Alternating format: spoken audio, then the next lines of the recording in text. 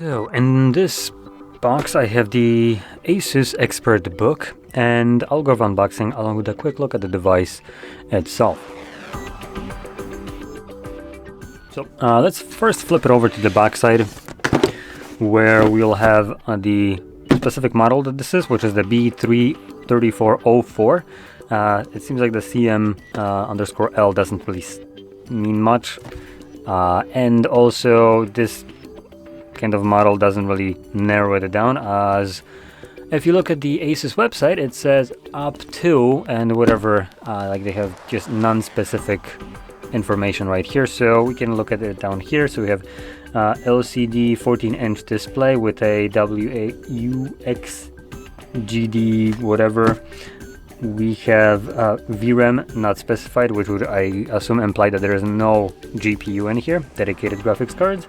We have CPU Intel U5 125H without an HDD, with a 512 gigabyte SSD.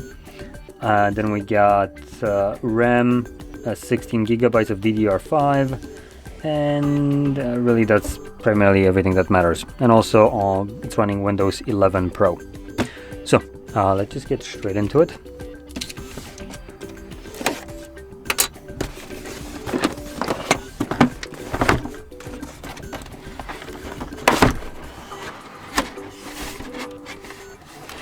Okay, so here we have just a little bit of gimmick, the packaging, your vision or passion. I mean, I'm pretty sure it's not my vision, and I think our passion means our price tag. Anyway, we got a cable, which I'm not sure where the charger is. Okay, and we got the relatively small laptop considering the actual size of the box. Could almost fit sideways. I'm gonna set it to the side for the moment, and we get a SIM eject tool. I will talk about that in a moment. And there we go.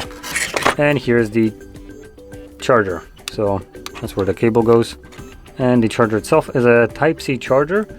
That is a 65 watt charger, so nothing really like super fast. There we go. So now taking out this little laptop, in terms of build quality, it honestly feels underwhelming.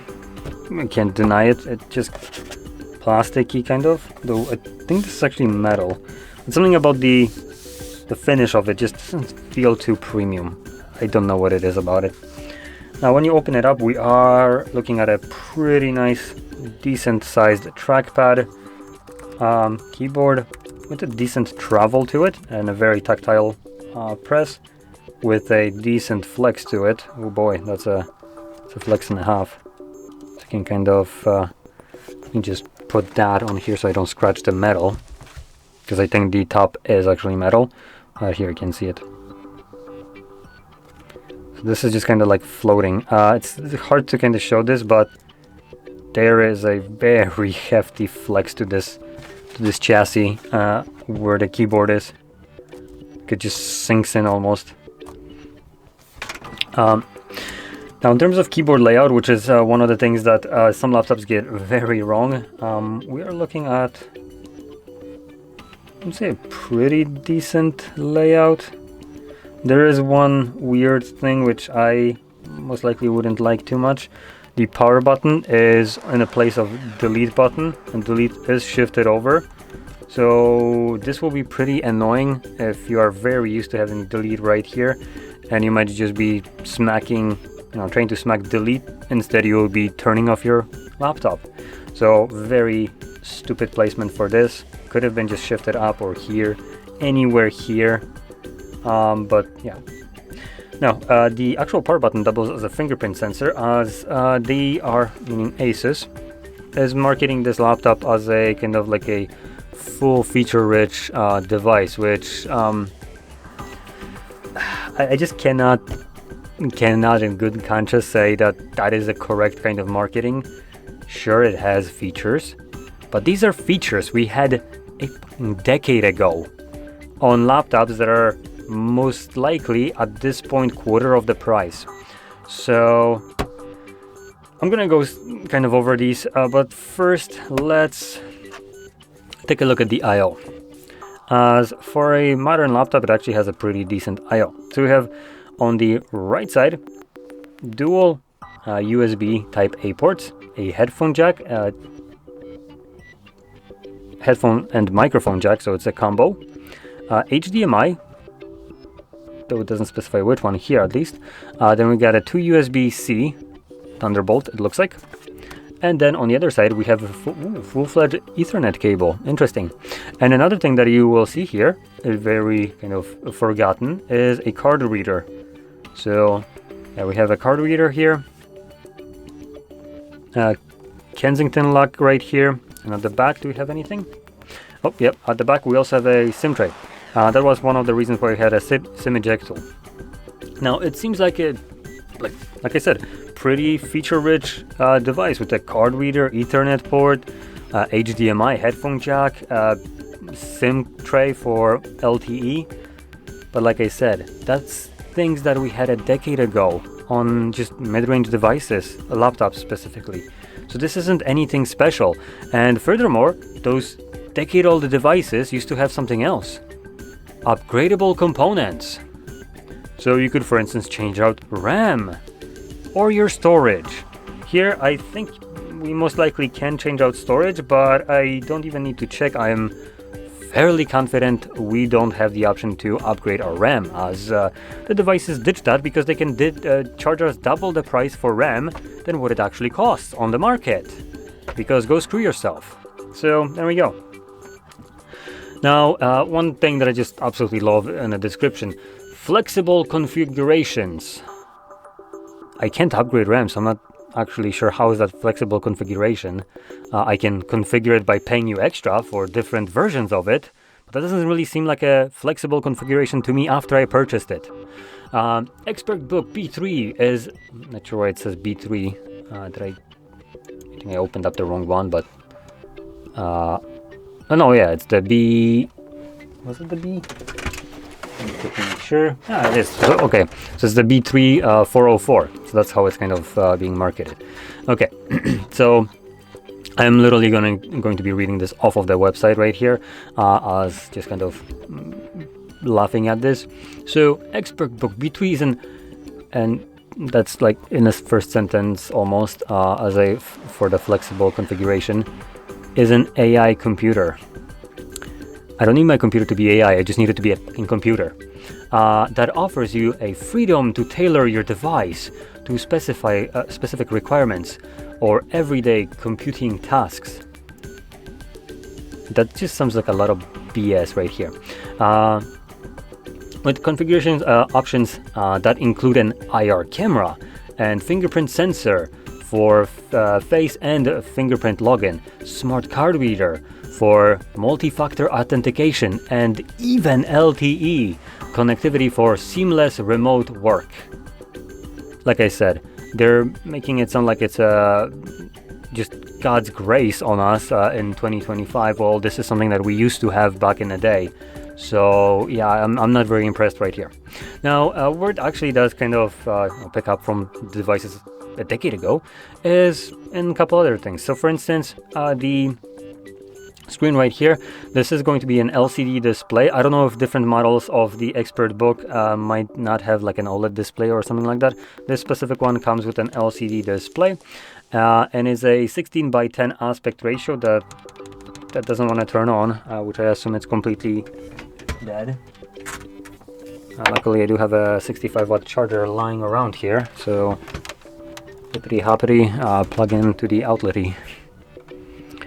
And will it turn on? No. Great.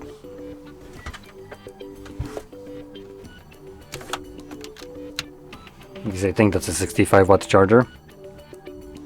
Anyway, so I'm just gonna ignore that. Now they also have something that they're calling 16 by 10 nano edge bezel.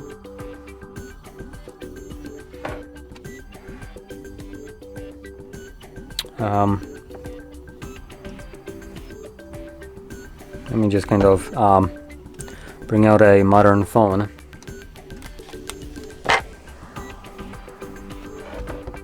So this is not marketing any kind of BS for nano bezels. And yeah, they're about a quarter of the thinnest bezel that we have right here. So goodness, if this is nano, then I don't know what they want to consider normal bezel. Fast charging of 65 watts, cool. AI, noise cancellation, just love AI everywhere. And yeah, I mean, to be honest, it's just a laptop with a current i5, though it's called U5. And that's about it. If I could turn on, I could actually see the quality of the display, but I can't turn it on for some odd reason. So yeah, I'm just gonna let it charge and check it out later. But all in all, it's a laptop design. Oh, we have light. So all in all, it's a laptop designed for productivity. It's a small, compact one, so you can easily fit it into your backpack. It caters to just kind of general workflow. It's not as super powerful, at least this specific one isn't like extremely powerful, as it is coming with a mid-range processor right here, but it can be spec'd out to a i7 or U7, whatever it is, so that would be a higher end one. But this specific one doesn't come with any any dedicated graphics. So the only thing you have is the integrated with the processor. And obviously, if you want to do any kind of like gaming, these processors aren't too great at it, especially when you compare it to the AMD equivalent of it. So yeah, it's just primarily a laptop designed for work and workflow. And you can kind of see the display right now. It's a anti-glare, matte finish display. I would say relatively bright enough, at least on the boot up. Now you can kind of see it right now. And one thing that I did notice while it was booting up is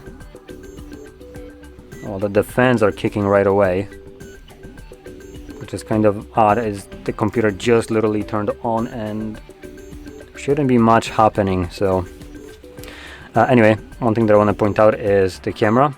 As it does have a camera, it has a built-in slider, so you can just block the camera so it can't see. That is a pretty nice feature, as I know a lot of people tend to just stick a piece of tape over the camera. Here you just have a physical switch that you can just swipe to the side and it will block the camera, which is pretty nice touch. But anyway, that's about everything that there is to this laptop. So if you found this very helpful, don't forget to hit like, subscribe, and thanks for watching.